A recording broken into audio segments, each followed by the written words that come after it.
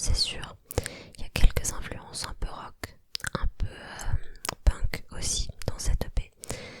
Et j'espère que ça plaira à certains ou certaines d'entre vous.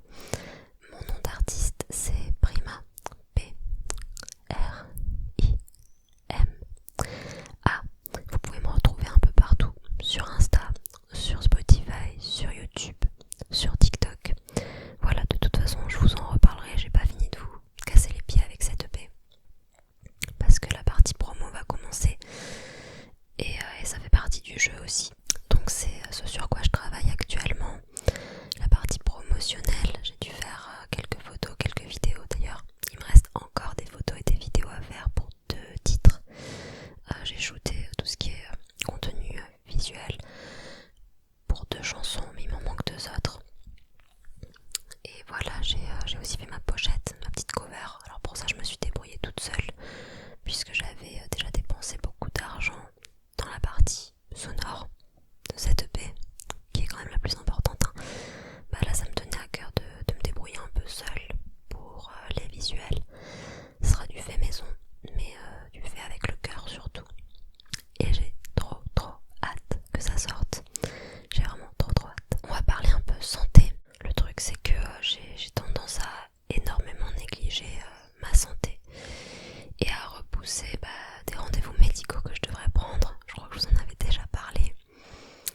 Bon j'ai toujours pas commencé mon traitement Invisalign. En même temps c'est pas quelque chose de vital, c'est purement esthétique. La raison pour laquelle je veux faire aligner cette dent là. Mais il faut aussi que je m'occupe d'une gencive qui est en train de se déchausser. Bon, de ce que m'a dit la dernière dentiste que j'ai été consultée, c'est pas pressant non plus, donc ça va. Et puis il y a aussi mes dents de sagesse que je devrais faire enlever. Oh, c'est terrible. En fait, rien que d'y penser, ça me donne la flemme, pardon, mais enfin, voilà. Bon, ça, il faut que je m'en occupe.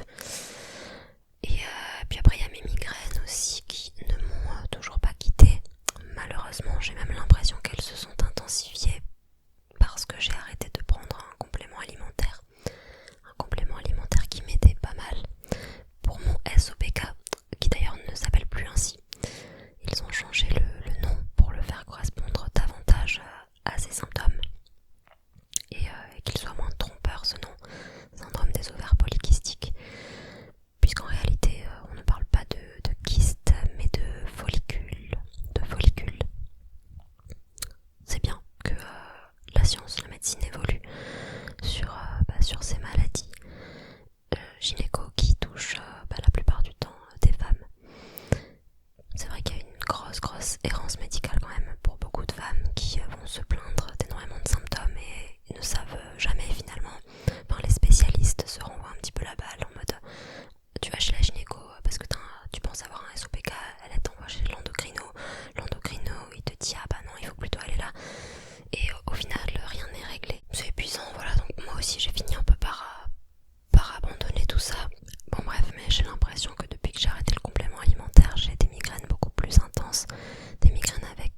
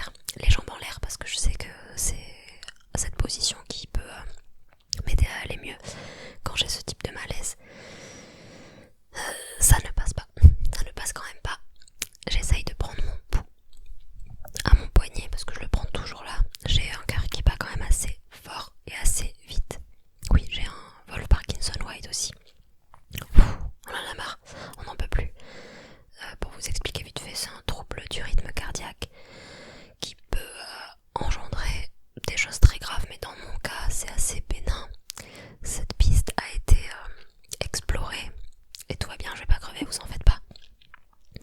Mais bon, c'est quand même quelque chose que je surveille, mon rythme cardiaque, parce qu'un des symptômes de ce trouble, c'est la tachycardie, des crises de tachycardie extrêmement violentes. Et là, au contraire, je sentais pas de pouls, aucun pulse. Je suis là, ok. Am I dying? Am I already dead? Je me dirige un peu plus vers la chambre de ma mère, parce que là, j'étais à mi-chemin, tu vois. La pauvre a travaillé le lendemain. J'ouvre la porte de sa chambre et en panique, je lui fais genre maman, j'ai besoin de toi et tout. Bon, ouais, ma mère, c'est une maman ours, ma maman. Elle se lève évidemment, elle vient m'aider. Elle me met par terre, elle a les mêmes gestes que moi, elle a été aide-soignante. Donc elle connaît un petit peu, tu vois. Elle me donne du sucre pour me redonner un petit peu de force. Ça fonctionne pas super bien. Je lui demande de me prendre ma tension. Avec le tensiomètre, on l'accroche à mon bras. J'ai tellement pas de pouls. Y a rien qui bat, y a rien qui circule là-dedans. Le sang il est tellement faible que ça me prend rien en fait. Le truc il marche pas, il se décroche à chaque fois. Là je commence vraiment à flipper et je demande à ma mère d'appeler SOS médecin, les urgences, qui elle veut. But go somebody cause I'm fucking dying on the floor right now. C'est pas drôle, je vous jure que je me suis vraiment sentie partir, c'était pas agréable. Bon bref, elle a appelé les urgences et un médecin urgentiste a envoyé les pompiers du coup. Après lui avoir communiqué mes symptômes au téléphone, 3 pompiers sont arrivés dans ma chambre. Là, ici, il y en avait 3 autour de mon lit. Ils m'ont refait des tests, ils m'ont pris ma tension, ils m'ont fait le test aussi du diabète là, je sais plus comment ça s'appelle. Ils m'ont piqué au doigt là. Et voilà, ils ont transmis les données à un médecin des urgences à côté de chez moi. Et ce médecin a décrété qu'il valait mieux que je vienne aux urgences faire quelques tests supplémentaires afin de savoir ce qui n'allait pas. Donc on m'a transportée aux urgences. Par chance, elles sont pas trop loin de chez moi non plus. Mais c'est la première fois que j'étais transportée en brancard dans le camion des pompiers. Voilà. C'était bizarre. C'était bizarre, quand j'en parle, j'ai l'impression que c'est pas arrivé, que c'est une hallucination. Donc arrivée aux urgences, je suis prise en charge assez rapidement. On me fait une prise de sang, on me fait aussi des tests urinaires et un électrocardiogramme. Bah, il s'avère que tout était normal, il n'y avait rien à signaler. Par contre, le médecin urgentiste s'inquiétait un petit peu de ses douleurs au ventre. Et après lui avoir dit que j'avais un SOPK, il a préféré me donner un autre rendez-vous avec la gynéco des urgences. Donc j'ai attendu de nombreuses heures. C'était chiant, c'était long, mais il le fallait bien. Donc j'ai eu ce rendez-vous avec la gynéco des urgences et elle m'a refait une échographie pelvienne. Et voilà, elle s'est aperçue que j'avais un ovaire qui avait saigné, donc un kyste qui avait comme éclaté. Le terme médical, il me semble que c'est un kyste hémorragique du corps jaune. C'est assez commun, mais ça peut être très douloureux. Et donc selon elle, c'était ça qui m'avait provoqué les jours d'avant de violentes douleurs au ventre et cette sensation d'étourdissement, de malaise. Voilà, donc mets un like pour envoyer de la force à mes ovaires s'il te plaît. Et abonne-toi. Puis elle m'a dit qu'il y avait vraiment pas grand chose à y faire. Elle m'a prescrit des antidouleurs et puis elle m'a renvoyé chez moi. Elle m'a aussi donné un autre rendez-vous en juillet afin d'explorer ce syndrome, de voir un petit peu ce qu'il en est, si ça évolue, si à l'échographie elle repère de nouvelles choses un peu cheloues. Mais elle m'a dit que j'avais, oui, pas mal de kystes. En effet. Et bah ça me fait chier, ça m'arrange pas, je dois vous avouer. Mais j'essaie de pas trop y penser et de faire comme si ça n'existait pas. C'est un petit peu mon mécanisme. Je fais comme si les choses n'existent pas et je me porte à merveille. Non, je rigole, ne faites pas comme moi. Consultez des médecins, cherchez à savoir ce que vous avez. Bon, dans mon cas, c'est pas trop grave, ça va pas me mener vers la mort. On touche du bois. Mais c'est pas agréable en tout cas, c'est un peu chiant, voilà, cette partie-là de ma vie, c'est casse-couille, je vous le dis, enfin c'est casse au vert du coup. Ensuite là je suis quand même très contente parce que je reviens d'un mois sur je suis partie super longtemps. Alors normalement vous n'avez pas remarqué mon absence puisque je n'étais pas absente pour vous. J'avais amené mon matériel et j'ai continué à tourner. Donc mon rythme est resté inchangé. Mais pour moi, ça fait un mois que j'ai pas tourné dans cette chambre et je dois vous avouer que ça me fait un bien fou. Je suis très contente d'être rentrée dans le sud quand même. D'ailleurs, il fait vraiment meilleur ici. J'ai négligé la météo du sud, voilà, pardon, excusez-moi. C'est vrai qu'on a quand même sacrément de la chance dans le sud-ouest, désolée, mais il fait bon vivre. Et j'adore Paris. Bon, j'y vais principalement pour rendre visite à mon copain, qui n'est pas à Paris même, il est en région parisienne, il est en banlieue. Mais moi je dis Paris, hein, pour une sudiste comme moi, c'est Paris quoi. Quand il est en 45 minutes de transport, pour moi c'est Paris. Et j'y suis allée pendant un mois, déjà parce que j'avais une rencontre prévue avec d'autres créatrices ASMR. Je vous ai partagé ça déjà sur Insta mais aussi en short. Donc on s'est dit mais en fait pourquoi pas toutes se réunir, plus on est deux folles, plus on rit. On s'est planifié une petite journée tout simplement sur Paris, donc on s'est donné rendez-vous et c'était trop sympa. Donc je vais vous raconter un petit peu cette journée. Déjà je devais les rejoindre à la gare Austerlitz. Je connaissais pas du tout cette gare. À chaque fois que j'arrive sur Paris c'est plutôt Montparnasse moi, ou à la limite Marne-la-Vallée, mais rarement Austerlitz. Elle est compliquée je trouve, la gare. Bref, quand je suis arrivée j'ai croisé une abonnée déjà, donc ça m'a bien conditionnée à passer une bonne journée. Si tu passes par là, t'étais adorable, merci. Elle m'a dit que je ressemblais à une Winx dans la vraie vie, c'était un peu un clin d'œil à mon concept dans lequel je me déguise, on va dire, en chacune des Winx. T'étais trop belle, voilà, si tu passes par là. Donc on s'est toutes retrouvées à cette gare là et j'étais un peu le guide de la journée. Elles m'ont fait confiance.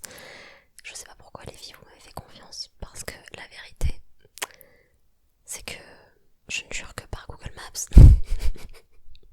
Mais je me débrouille avec Google Maps. Après je connais quand même Paris de mieux en mieux. C'est vrai que je viens pas mal ici.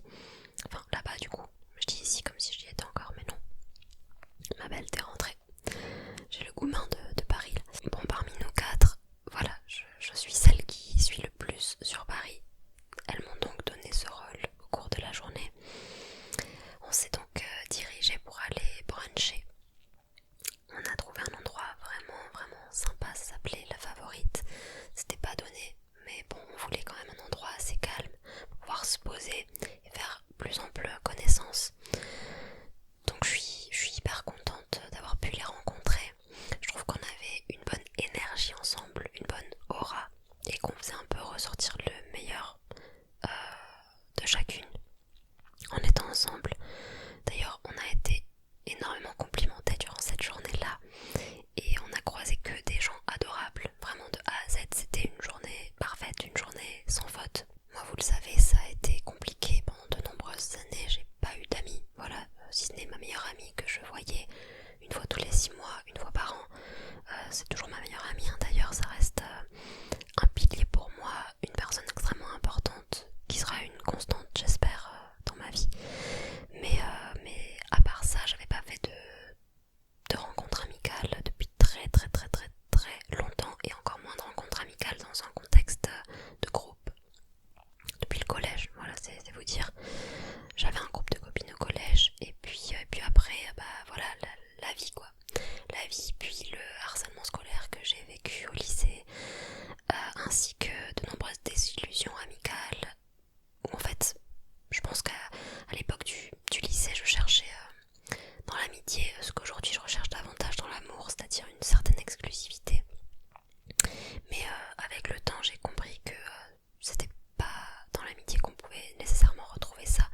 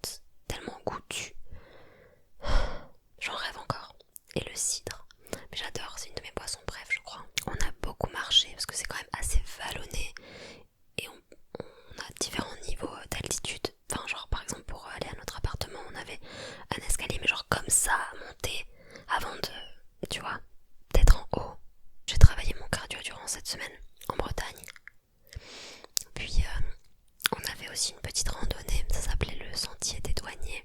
En fait on a longé la côte bretonne pour arriver à Saint-Guirec et c'est une super belle balade qui n'est pas difficile du tout, hein. C'est très très accessible. Je suis pas une énorme fan de randonnée, mais là il n'y a aucun souci quoi, le chemin est archi propre, il est bien dessiné, bien défini. C'est pas un truc hardcore et c'était trop agréable parce qu'on avait vu sur la mer. D'ailleurs j'ai toujours pas réussi à trouver ma réponse, mais est-ce que depuis l'endroit où j'étais je voyais la mer ou l'océan? Moi de ce que j'ai vu c'est que c'est un mélange en fait, c'est un croisement entre la mer, l'océan, tout ça quoi, de l'eau avec des petites vagues, des vaguelettes. Bref, la balade était super belle et en arrivant on s'est fait un petit restaurant, puis on a été chez le meilleur glacier selon mon copain. C'est vrai que c'était vraiment très très bon. Qu'est-ce qu'on a fait durant cette semaine là? On s'est beaucoup reposé aussi, hein, je vais pas vous mentir. On s'est beaucoup reposé, on s'est posé sur la plage, on a mangé, on a rigolé, on a commencé un documentaire Netflix absolument terrifiant, Worst Ex Ever, je crois que ça s'appelle comme ça. Ne regardez pas ça si vous n'êtes pas encore en couple et bien casé solidement avec une personne parce que ça va vous terrifier. Il est pas dans le documentaire, mais c'est intéressant parce qu'on a les témoignages des vraies personnes concernées, même les vraies images, les vrais enregistrements, voilà, les joies des USA hein, finalement. Non. On a aussi fait du bateau. La balade s'appelait la balade des 7 îles.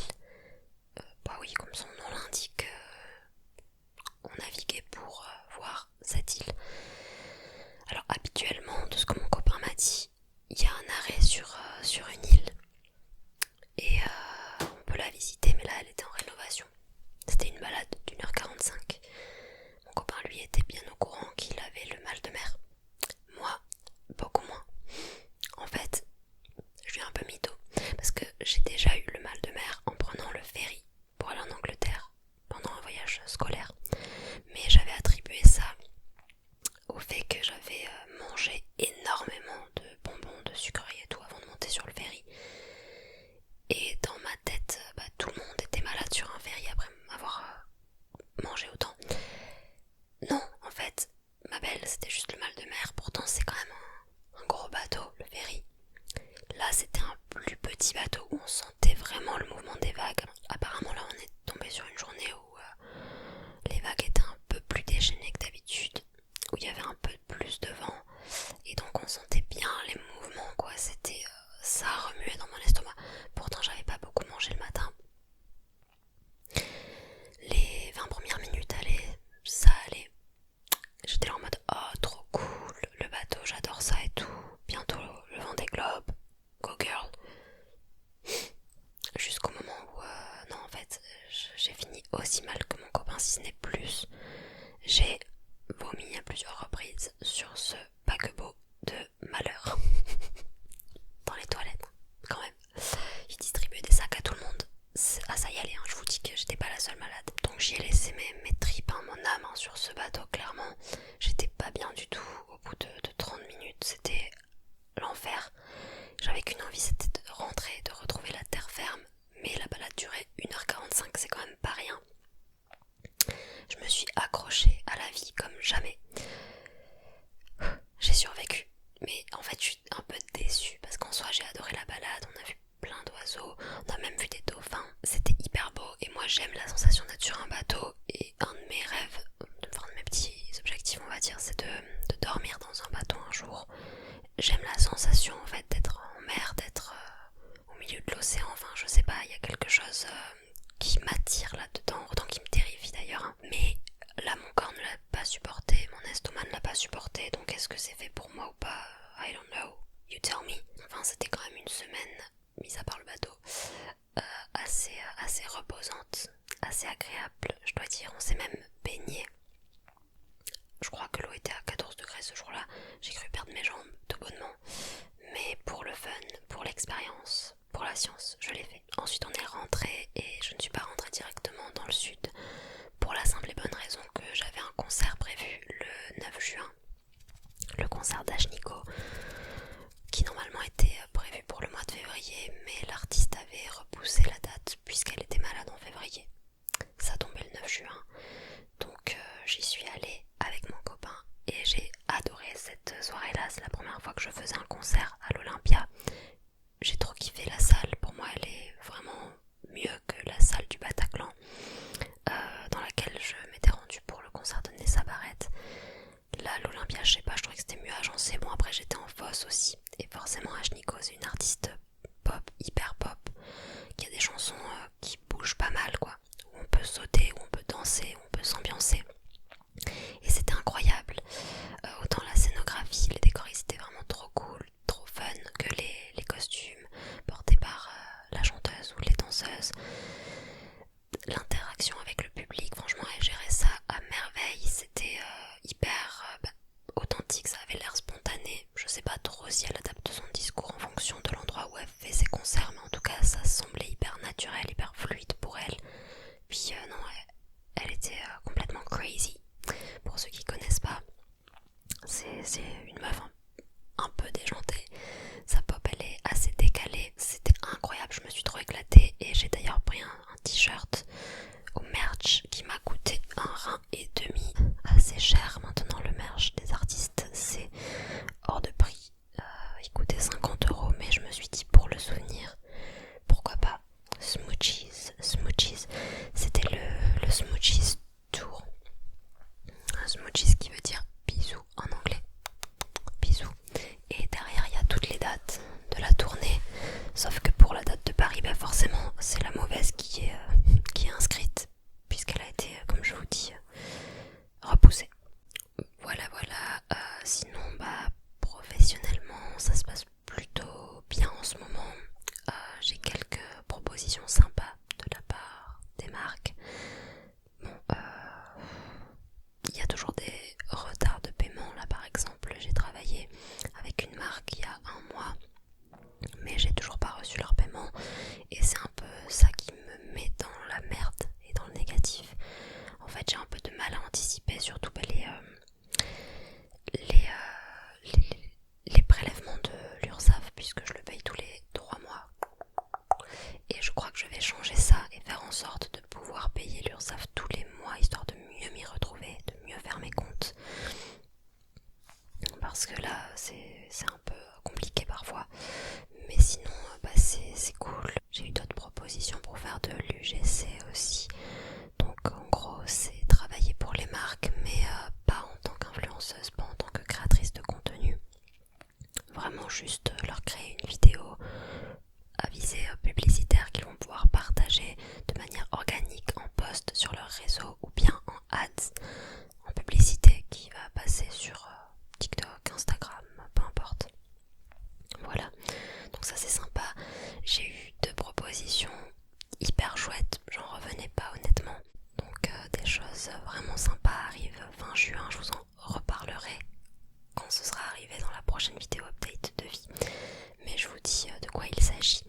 La première proposition en fait c'est une coiffeuse qui est venue à moi, qui m'a contactée via les réseaux sociaux et qui m'a proposé une prestation gratuite. C'est une coiffeuse qui fait partie du L'Oréal Campus et qui cherche des modèles tout simplement pour réaliser une coupe, une couleur et du contenu aussi que je pourrais moi réutiliser sur mes réseaux. Donc je pense que je vais vous vlogger cette journée là si elle est d'accord bien sûr. J'ai trop hâte, j'ai déjà choisi ce que je souhaitais faire. Est-ce que je vous le dis ou est-ce que je vous garde la surprise? Non, je vous garde la surprise. Ouais, vous avez qu'à aller me suivre sur Insta. Mais ouais, d'ici quelques semaines je vais changer un petit peu mes cheveux, donc ce sera pas quelque chose de trop fou non plus par rapport à ce que j'ai, mais ça va être différent quand même. Là j'en avais un peu marre et surtout la dernière fois que je suis allée chez ma coiffeuse, elle m'a un peu ratée. C'est la première fois que j'allais chez elle et j'ai pas du tout aimé la manière dont elle m'a fait la couleur. Elle en a utilisé une sur les racines et une autre différente sur les longueurs, ce qui a fait que ça a créé une sorte de barre et qu'il n'y a pas de jonction c'est pas possible, j'arrive pas à parler aujourd'hui, très cohérente entre les deux endroits où il y a la couleur. Ça ne se voit pas dans le noir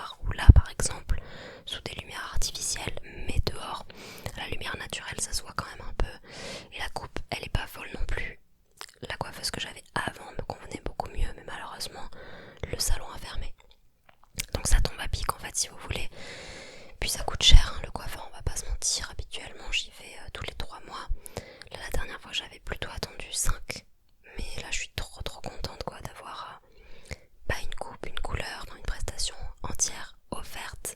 Et avec une fille qui est spécialisée dans les cheveux altes et les colorations un peu plus originales. Donc moi je vais pas sortir quand même de quelque chose de trop basique. Je vais pas tenter genre du rose, du rouge, du bleu. Peut-être un jour, hein, je dis pas non, mais là c'est pas ma DA actuelle.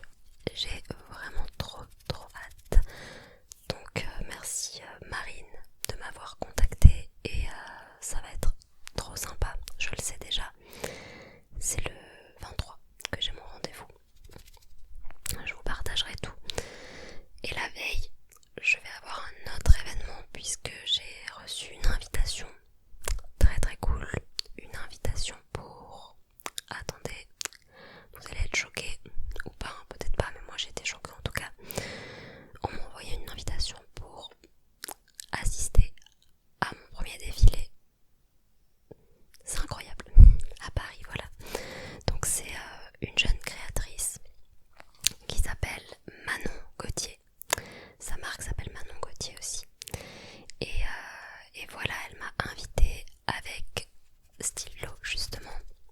On a été invités toutes les deux parce qu'apparemment elle était abonnée à nos deux chaînes, elle consomme de la SMR et donc ça lui faisait plaisir de nous inviter à son défilé qui s'appelle La Vitesse, qui aura lieu le 22 juin.